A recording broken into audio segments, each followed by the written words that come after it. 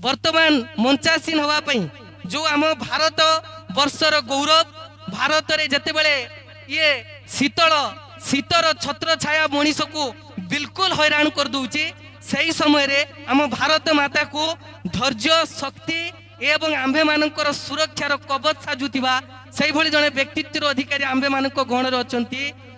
ex army नूर हुसैन सार जहां को मु आमंत्रित करी मंचासीन हेबा पई वास्तविक जो माने जहां को पई आंबे आज एठारे शांति रे सोई पारुचे जहां को भारतीय वीर बोली कुआ जाई थाए भारत माटी रे जो मानकर व्यक्तित्व वास्तविक महान सही भली जने व्यक्तित्व अधिकारी एक्स आर्मी नूर हुसैन सार को मु निवेदन करी से मंचासीन हेबे एवं जोर सोर करताली सहित ये परखी ग्राम पंचायत रे जो एभली व्यक्तित्व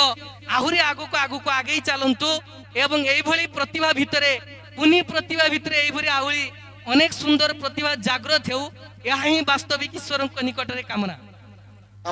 x army officer Noor Hussain sir ex army officer Noor Hussain sir Salim Raza sir को रिक्वेस्ट करबी ex army officer Noor Hussain sir प्रथम तो आपण मन को रिक्वेस्ट करबी टिके जोरदार ताली हो जहां को पई हमें